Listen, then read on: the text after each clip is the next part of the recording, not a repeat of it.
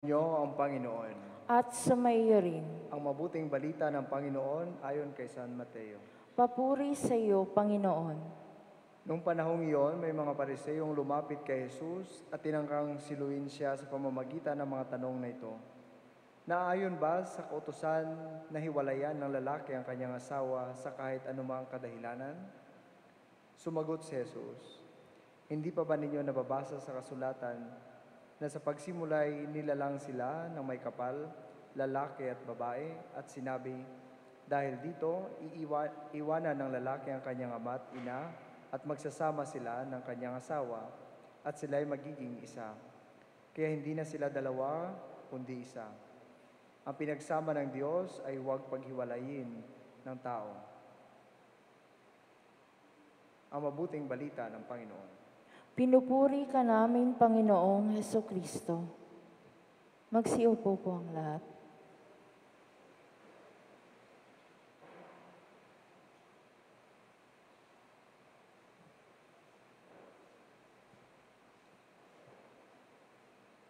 Father Elvin Carupo, classmate ni Lieutenant Jude,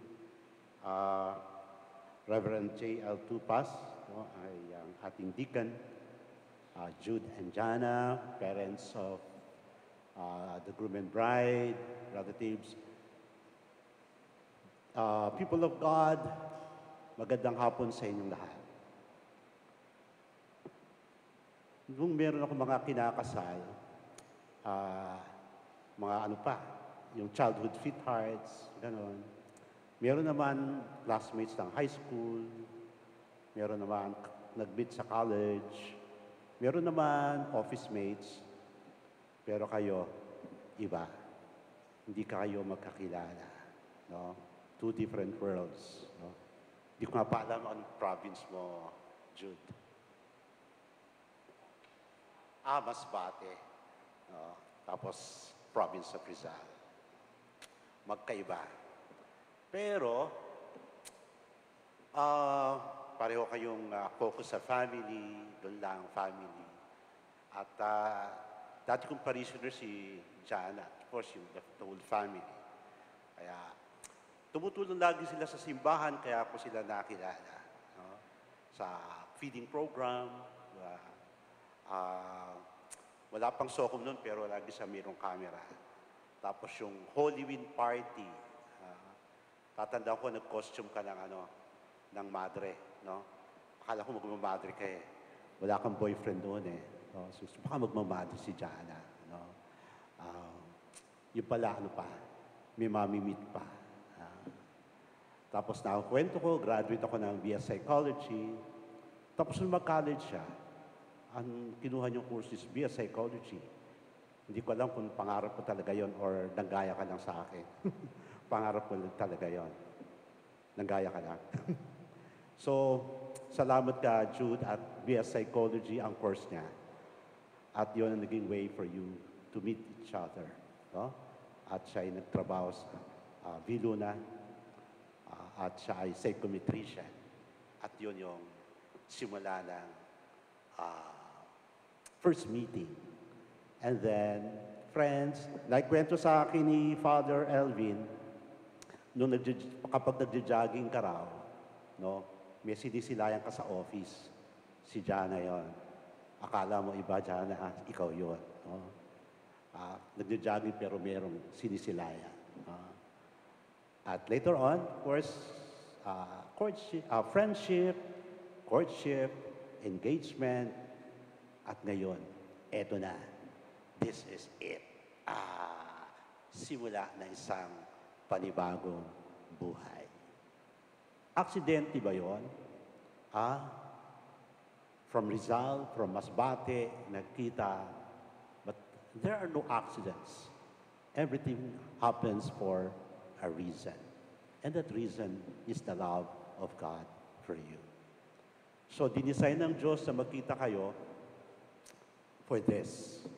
Kasi, marriage is a service to God. It is discipleship. Ang pag-asawa ay pagsunod sa Diyos. May kaugnayan nito sa paglaganap ng paghahari ng Diyos.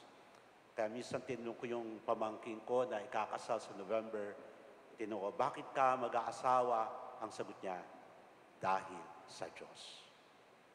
Kayo ay kakasal ngayon dahil sa Diyos. Kaya nandito tayo sa cathedral, St. Ignatius Cathedral. Wala kayo sa garden. No? Hindi garden wedding because God is the reason for you to get married. We want to serve God. At ang marriage is a covenant. Sa wikang Tagalog, tipan. Noon ang magkasintahan ay ang tawag ay magkatipan. Because marriage is a covenant, it is a tipan. No? Na covenant na kung paano tayo minahal ng Diyos, tayo magmamahal sa Kanya, at ang pagmamahal sa Kanya ay sa pamamagitan ng pagmamahal sa kapwa. Kaya magkaugnay yung pagmamahal sa Diyos at pagmamahal sa asawa. No? So your fidelity to God is your fidelity to your spouse. No? Kaya faithful. No? God is the reason. That's why marriage is a total and faithful commitment. Kung ano yung commitment nyo sa Diyos, ito yung commitment nyo sa isa't isa. Total. It involves giving up of one's life for the other. John chapter 15, verses 12 to 13. This is my commandment, love one another as I have loved you. Greater love has no man than this, that a man lay down his life for his friends. No? You are friends. At as friends, you lay down your life for each other. Kung paano nag-alay ng buhay si Kristo sa inyo, ganun din kayo mag-aalay ng buhay sa isa't isa. At yun yung talagang tunay na love. At ito ay hindi lang once na parang nag-alay ka ng buhay, mamamatay ka, hindi. It's a daily dying for the other. No? Kapag nagkasakit ang isa, if you get sick, I will be your nurse. No? Pero nurse na talaga siya. No? Pwede ka rin maging nurse dyan para sa kanya. No? If you fail, I will be your crying shoulder. No? I'll push you up when you're about to give up. No? Kung tayo mag-away, lahat gagawin ko para magkabati tayo. Hindi tayo matutulog hanggat hindi tayo nagkakabati. No? Yun yung araw-araw na pagkamatay para sa isa't isa. No? At kaya nga, kailangan meron kayong crucifix sa kwarto. No? Para lagi nyo nakikita na kung paano namatay si Jesus para sa inyo, gayon din araw-araw, on a daily basis, mamamatay kayo para sa isa't isa in different situations of your life. No? Jude, alam ko na lagi kang nakaka-encounter ng mga buwis buhay. No? Pero sa buhay mag-asawa, lagi kayong may buwis buhay. Offering oneself to the other. No? Para, siyempre, sundalo ka, alam mo kung paano magbuwis buhay, paano mag-alay ng buhay. Not only for your country, but for your spouse. Okay? At, of course, marriage is an accepting commitment. You accept the other. No? Hindi, yung other is not your extension. No? Para bang, ang pagmamahal ko sa iyo, ang commitment ko sa iyo, according to my personal interest. Yung interest ko. Kaya ako committed sa iyo because of my personal interest. No? Not according to my wants. No? But according to God, what God wants of our marriage. Ano ba ang kalooban ng Diyos? Hindi yung aking personal interest. No? But the will of God. No? Para bang yung kantang, love me for what I am, or simply being me. Don't love me for what you intend or hope that I would be. And if you're only using me to feed your fantasy, you're really not in love, so let me go. I must be free. Love me for what I am. No? Hindi ito tinitiman, pag nakita mo na yung kanyang kahinaan, ayoko na, kanyang kapala. hindi ko alam na ganyan ka. Ano? Hindi. Later on, marami kayo madi-discover sa isa't isa. Magkakakilala kayo. Kaya pag ako nag-interview ni kakasal, tatanong ko, kilala mo ba siya? Ay, opo. Tapos sasabihin lahat na mabuti dun sa mapapangasawa. Kaya yung tatanong ko, ano yung mga hindi maganda sa kanya? Mga matutulala siya. Teka, hindi ko kayo kakasal. Hindi po, alam ko na. Masungit po siya, magagalitin po siya. Ayun, sige, kakasal ko na kayo. But later on, mas marami pa. Marami pang discoveries, marami pang makikilala. No? Parang, di ba, iceberg principle. No? Yung balitang nakita mo, pero malaki pala nasa ilalim. No? Later on, makikita mo pa.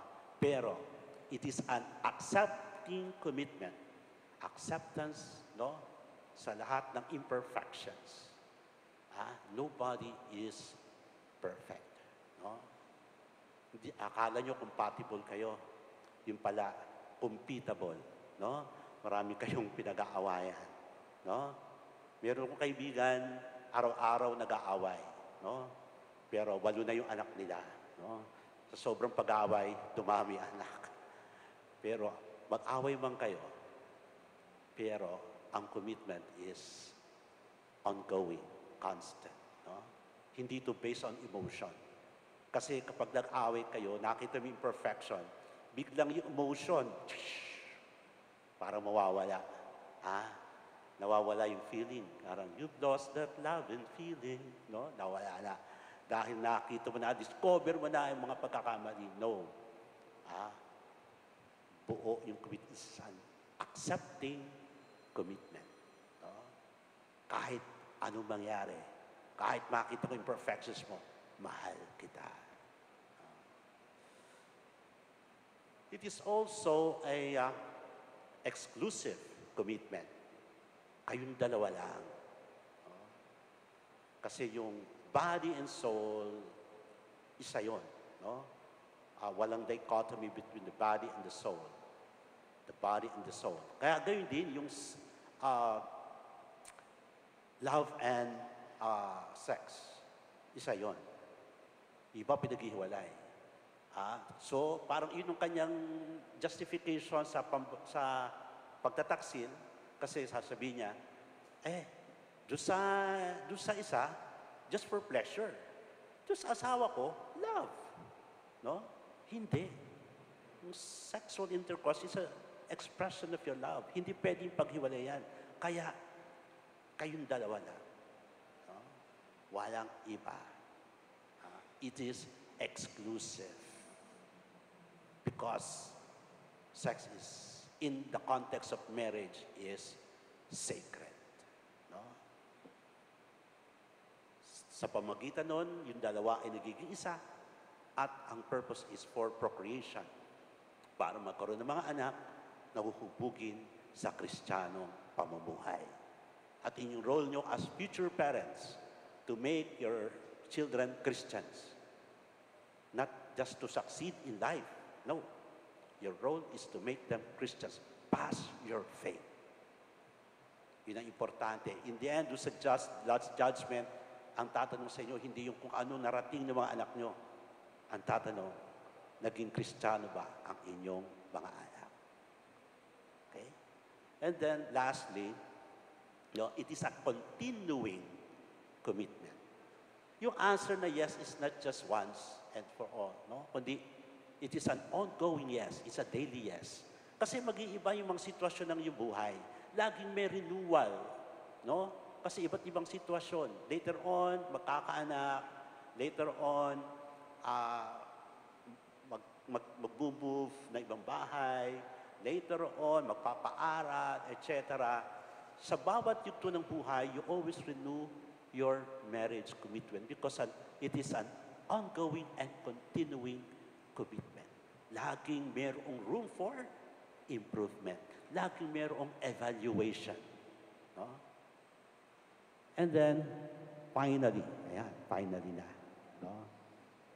Marami na nagugutom kasi. Finally, hindi nyo mo gagawa yan on your own. On your own powers. You need the grace of God. para ipakita natin sa mundo, no, ng lahat ay biyaya. No?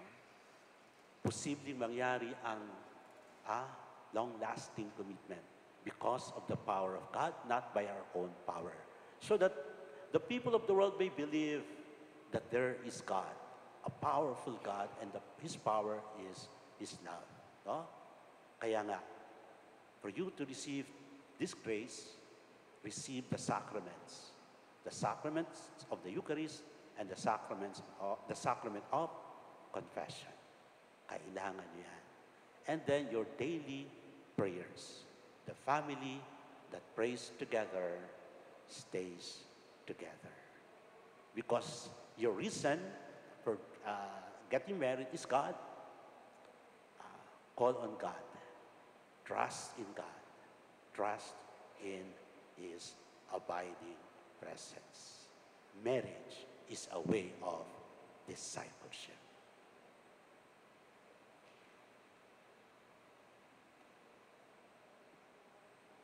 Manatili po kayong nakaupo habang ang mga ikakasal ay tatayo sa pagsisimula ng rito ng kasal. Hinihiling ko rin po ang mga ninong, ninang at magulang ng mga ikakasal ay tumayo sa tabi nila.